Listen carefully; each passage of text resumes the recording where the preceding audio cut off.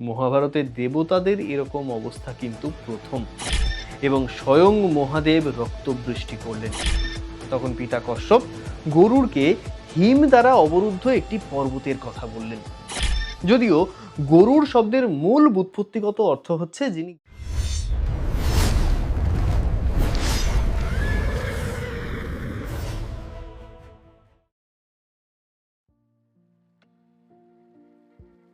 আগের দিন আপনারা শুনলেন যে গরুড় বসতেই সেই বিশাল শত যোজন বিস্তারিত শাখা ভেঙে পড়ল। এরপর শুরু হচ্ছে আদি পর্বের 25তম অধ্যায়। সৌতি বললেন গরুড়ের চরণ স্পর্শ মাত্রই সেই শাখাটি ভেঙে যায়, কিন্তু গরুড় তৎক্ষণাৎ সেই শাখাটি মাটিতে পড়ার আগেই ধরে ফেললেন। কিন্তু অবাক হয়ে দেখলেন অথাত্র লম্বত পশ্যদ বাল খিল্লান ধুমুখান, অর্থাৎ সেই শাখাটিতে বালখিল্য মুনিরা অধোমুখ অর্থাৎ নিচের দিকে মুখ করে সেই শাখায় ঝুলে আছেন। ব্রহ্মর্ষিদের এভাবে তপস্যা করতে দেখে গরুড় ভাবলেন এই ঋষিদের যেন কোনো ক্ষতি না হয়। যদি এই শাখা মাটিতে পড়ে তাহলে তৎক্ষণাৎ ঋষিরা মারা যাবেন। এই ভেবে গরুড় নখ দিয়ে দৃঢ়ভাবে গজ এবং কচ্ছপকে ধরলেন এবং চঞ্চু দিয়ে সেই বিশাল শাখাটিকে ধরলেন।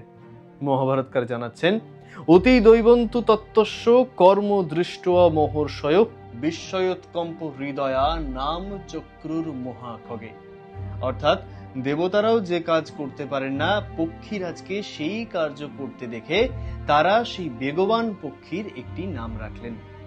গুরুং ভারং সমাসদ্দীন এব বিহঙ্গম গরুড়স্তু খগশ্রেষ্ঠস্তমাৎ পন্নগ ভোজন, অর্থাৎ অত্যন্ত গুরুভার ধারণ করে যিনি উড়ে চলেন সেই খগশ্রেষ্ঠ অর্থাৎ পক্ষীদের রাজা গরুড় নামে খ্যাত হবেন, এবং পন্নগ ভোজন অর্থাৎ তার খাদ্য হবে সর্প।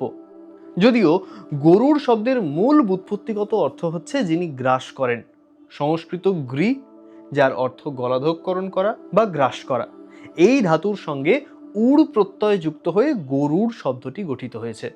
যাই হোক, এরপর তিনি ওই বিশাল শাখা গজ এবং কচ্ছপকে নিয়ে বিভিন্ন দেশে বিচরণ করছিলেন, কারণ সেই বালখিল্য মুনিদের রক্ষা করার জন্য কোনো উপযুক্ত স্থান পাচ্ছিলেন না গরুড়। তারপর তিনি উড়তে উড়তে পর্বত শ্রেষ্ঠ গন্ধমাদনে গিয়ে উপস্থিত হলেন এবং সেখানে নিজের পিতা কশ্যপকে তপস্যা করতে দেখেন। গরুড়ের তেজ, বীর্য, বল, মন ও বেগ বায়ুর তুল্য এবং পর্বতের ন্যায় বিশাল আকৃতি ছিল। সেই সময় মহাপ্রভাবশালী গরুড়কে সাক্ষাৎ অগ্নি মিবোদ্যম অর্থাৎ সাক্ষাৎ অগ্নিদেবের মতো ভয়ঙ্কর লাগছিল।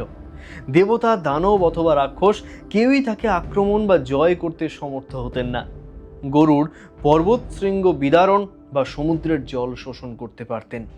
তখন পিতা কশ্যপ বললেন, তপস্বীগণ, মানুষের মঙ্গলের জন্য গরুড় এই কার্য করছেন এবং আরও একটি গুরুতর কার্য আছে, আপনারা অনুমতি করুন।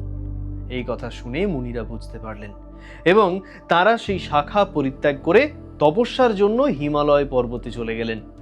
বালখিল্য মুনিরা চলে গেলে গরুড় তার পিতাকে জিজ্ঞাসা করলেন, ক বিমুঞ্চামি তর শাখা মিমামহম, অর্থাৎ এই বিশাল শাখা আমি কোথায় ফেলব? বর্জিতং মনুষ্যৈর দেশমাখ্যাত ভগবান মম, অর্থাৎ এমন একটি স্থানের কথা আপনি আমাকে বলুন যেখানে কোনো মানুষ নেই। তখন পিতা কশ্যপ গরুড়কে হিম দ্বারা অবরুদ্ধ একটি পর্বতের কথা বললেন এবং গরুড় সেই বিশাল শাখা হাতি এবং কচ্ছপকে নিয়ে অল্প কিছুক্ষণের মধ্যেই লক্ষ যোজন দূরে চলে গেলেন এবং সেই শাখা পরিত্যাগ করলেন। সেই পর্বতে অবস্থিত সকল বৃক্ষ পুষ্প মোচন করল। ততস্তস্য গিরে শৃঙ্গমস্থায় সখগোত্তম ভক্ষয়ামাস গরুড়স্তা বুহৌ গজ কচ্ছপ, তারপর খগোত্তম অর্থাৎ পক্ষীশ্রেষ্ঠ গরুড় সেই হাতি এবং কচ্ছপ দুটিকে পর্বতের শৃঙ্গে বসে ভক্ষণ করলেন। এরপর দেবতারা সত্যি সত্যি বেশ ভীত হলেন, কারণ গরুড় বেরিয়েছিলেন স্বর্গ থেকে অমৃত আনতে। সেই ইচ্ছের পথে বাধা হয়েছিল গরুড়ের খিদে, সেই বাধা তো আর নেই। ইন্দ্রস্য বজ্রং দ্বৈতং প্রজ্জ্বাল ভয়াত্মত, অর্থাৎ এই দেখে ইন্দ্রের প্রিয়তম বজ্র পর্যন্ত মারাত্মক ভয়ে নিজে থেকেই তেজ উদ্গীরণ করতে লাগলেন।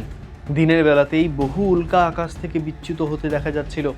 বসুগণ, রুদ্রগণ, আদিত্যগণ এবং অন্যান্য সকল দেবতাদের অস্ত্র পতিত হচ্ছিল। দেবগণের মালা মলিন হয়ে গেল, ধুলোর ঝড়ে দেবতাদের মুকুট আবৃত হলো এবং স্বয়ং মহাদেব রক্তবৃষ্টি করলেন। এবার দেবরাজ ইন্দ্র মারাত্মক আতঙ্কিত হয়ে গেলেন কার কাছে? দেবগুরু বৃহস্পতির কাছে। গিয়ে ইন্দ্র একটা অদ্ভুত প্রশ্ন করলেন। তিনি জিজ্ঞেস করলেন, কিমর্থং ভগবান ঘোরা উৎপাতা সহসত্থিতা ন চ শত্রুং প্রপশ্যামি যুধি যো ন প্রধর্ষয়েত। অর্থাৎ কোনো শত্রু দেখতে পাচ্ছি না, অথচ এরকম ভয়ানক ত্রাস এসে উপস্থিত হলো কেন দেবলোকে? অর্থাৎ দেবতারা বুঝতেই পারছেন না যে কেন তারা এরকম ভীত হয়েছেন। মহাভারতের দেবতাদের এরকম অবস্থা কিন্তু প্রথম। পরের ঘটনার জন্য পরের সপ্তাহে সোমবার ঠিক রাত্রি 8টায় দেখা হচ্ছে। ততদিন ভালো থাকবেন, সুস্থ থাকবেন। শুভরাত্রি। হরে কৃষ্ণ।